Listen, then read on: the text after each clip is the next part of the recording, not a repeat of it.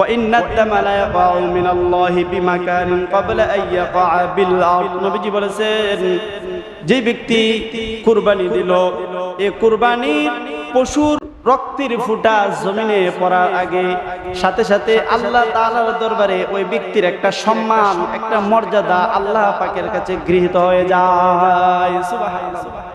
কুরবানির ফজিলত কি? আল্লাহ তাআলা এই সম্পর্কে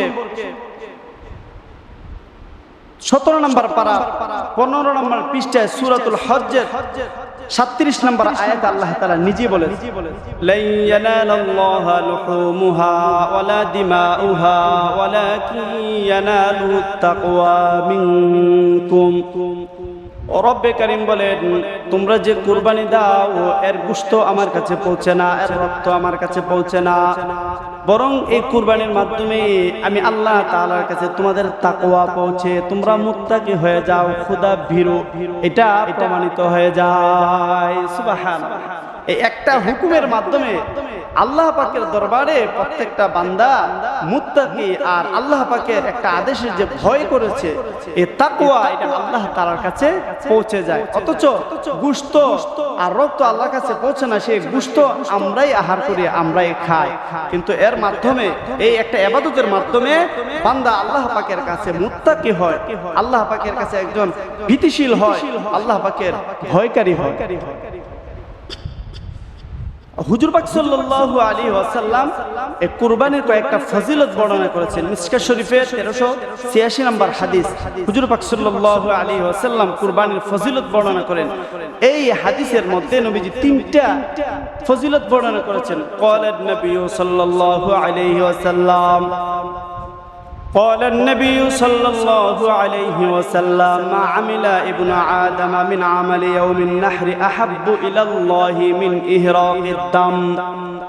এক নম্বর ফজিলত নবীজি বর্ণনা করতেছেন যে কুরবানি দিলে বান্দার কি লাভ। নবীজি বলেছেন, কুরবানির দিন যে ব্যক্তি কুরবানি করে আল্লাহ তাআলার কাছে ওই সারা দিন ওই ব্যক্তি যত আমলে করুক না কেন, ফরজ ইবাদত তো তার নিজ স্থানে আছে, এর বাদে যত আল্লাহ পাকের গোলামি বান্দা করুক না কেন, সবচেয়ে আল্লাহ তাআলার কাছে প্রিয় গোলামি হলো বান্দা নিজ হাতে অথবা বান্দার অর্থ সম্পদ থেকে আল্লাহর রাস্তায় কুরবানি দিবে, রক্ত প্রবাহিত করবে। এর চেয়ে আর ফজিলতের কোনো আমল ওই দিন আর নাই। সুবহানাল্লাহ। নবীজি নির্দিষ্ট করে দিয়েছেন আমরা যে এই কুরবানি ছাড়া যে ইবাদতগুলো করি, কোন ইবাদতটা কতটুকু প্রিয়, এটা কোনো নির্দিষ্ট করার নাই। কিন্তু নবীজি হুজুর পাক সাল্লাল্লাহু আলাইহি ওয়াসাল্লাম কুরবানি দিনের একটা বিশেষ আমল নবীজি নিজেই নির্দিষ্ট করে দিয়েছেন যে এই ইবাদতটা তোমরা করো, এটার অনেক ফজিলত। এটার ফজিলত কি নবীজি নিজেই বলে দিয়েছেন যে সারা দিন যত ইবাদত তুমি করো না কেন, নওয়াফিল ইবাদত যত ইবাদতই তুমি করো না কেন, এর মধ্যে সর্বোৎকৃষ্ট আল্লাহ পাকের কাছে আহাব্বু ইলাল্লাহি মিন ইহরাকিদ দাম, আল্লাহ পাকের কাছে সবচেয়ে বেশি প্রিয়, ইসমে তাফজিলের সিগা এখানে ব্যবহার করা হয়েছে, অতি উত্তম অতি মুহাব্বতের আমল হলো যে বান্দা কি করবে, নহর করবে, কুরবানি দিবে। 2 নম্বর ফজিলত কি কুরবানি, ওয়া ইন্নাহু লা ইয়াতি ইয়াউমাল কিয়ামাতি বিকুরুনিহা ওয়া আশআরিহা ওয়া আগলাফিহা।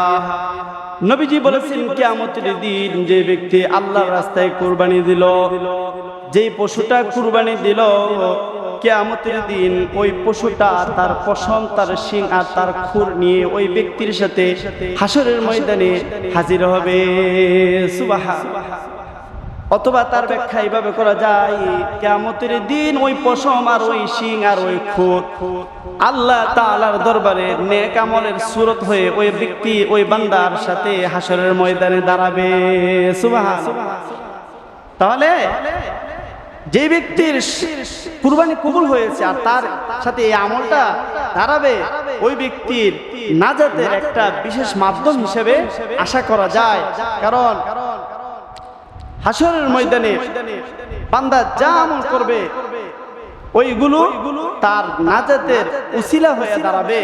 যেমন সূরাতুল জিলজালের মধ্যে আছে ওয়াকালাল ইনসানু মা লাহা ইয়াউমাইযিন তুহাদ্দিসু আখবারাহা, মানুষ সেদিন হতাশ হবে আর আফসোস করবে, আহারে আমি জীবনে যত পাপ করেছি সবকিছু দিয়ে আমার বিরুদ্ধে দাঁড়ায় গেছে। তাহলে বান্দা যত নেক আমল করবে তাও তার পক্ষে হয়ে দাঁড়াবে। এজন্য এর মধ্যে নবীজি নিজেই সুসংবাদ দিয়েছেন যে কুরবানির পশম আর তার শিং আর তার খুর এগুলো তার নাজাতের উসিলা হয়ে নেক আমল হয়ে তার পাশে দাঁড়াবে। এজন্য সূরাতুল বনী কাহফের মধ্যেও আল্লাহ পাক একটা আয়াত নাজিল করেছেন। ওইখানে আয়াতের মধ্যে আল্লাহ তাআলা বলেছেন মা লিহাযাল কিতাব লা ইউগাদিরু সগীরাতাও ওয়ালা কাবীরাতান ইল্লা আহসাহা, যে মানুষ সেদিন আশ্চর্যান্বিত হবে, অভিভূত হবে যে আহারে জীবনে ছোট আমল থেকে ছোট আমল ওইটাও লেখা আছে। তাহলে আপনার কুরবানিটাও যে লেখা থাকবে বা এটাও যে নাজাতের উসিলা হবে, স্বয়ং নবীজিও কি করেছেন, বর্ণনা দিয়েছেন। এজন্য এটা একটা ফজিলত। এজন্য আমরা ওই ফজিলতকে লাভের জন্য আমরা এটা করার চেষ্টা করব। 3 নাম্বার ফজিলত, কুরবানি দিলে কি লাভ, এই হাদিসের মধ্যে নবীজি বলেছেন ওয়া ইন্নাদ দামা লা ইয়াকাউ মিনাল্লাহি বিমাকানিন ক্বাবলা আন ইয়াকা বিল আরদ। নবীজি বলেছেন যে ব্যক্তি কুরবানি দিল, এই কুরবানির পশুর রক্তের ফুটা জমিনে পড়ার আগে সাথে সাথে আল্লাহ তাআলার দরবারে ওই ব্যক্তির একটা সম্মান, একটা মর্যাদা আল্লাহ পাকের কাছে গৃহীত হয়ে যায়। সুবহানাল্লাহ। নবীজি নিজেই সুসংবাদ দিয়েছেন তার মর্যাদা, তার একটা পজিশন, তার একটা সম্মান তার ওই নিয়তের উপর নির্ভর করে, তার এই কুরবানির পরিশুদ্ধতার উপরে নির্ভর করে আল্লাহ তাআলার কাছে একটা সম্মান গৃহীত হয়, নির্ধারিত হয়। এজন্য নবীজি হাদিসের শেষে বলতেছেন আতিবু বিহা নাফসান, সুতরাং আনন্দের সাথে খুশি মনে তোমরা কুরবানি করো। এজন্য এই কুরবানিটা যেন খুবই আনন্দের সাথে হয়, স্বাচ্ছন্দ্যের সাথে হয় এবং খুশির সাথে হয়। তাহলে এই 3টা ফায়দা ওই দিন আল্লাহ পাক আমাদেরকে দান করবেন। মিশকাত শরীফের 1391 নম্বর হাদিসে আল্লাহর নবী আর একটা ফায়দা বর্ণনা করেছেন। সাহাবায়ে কেরাম হুজুর পাক সাল্লাল্লাহু আলাইহি ওয়াসাল্লামকে জিজ্ঞাসা করলো, ক্বালু ফামা লানা ফিহা ইয়া রাসূলুল্লাহ, ক্বালা রাসূলুল্লাহ সাল্লাল্লাহু আলাইহি ওয়াসাল্লাম বিকুল্লি শা'রাতিন হাসানাতুন, ক্বালু ফাস-সুফু ইয়া রাসূলুল্লাহ, ক্বালা বিকুল্লি শা'রাতিন মিনাস সুফি হাসানাতুন। নবীজিকে সাহাবায়ে কেরাম জিজ্ঞাসা করলো, ইয়া রাসূলুল্লাহ, এই যে আমরা যে পশু কুরবানি দিব এতে আমাদের ফায়দা কি হবে?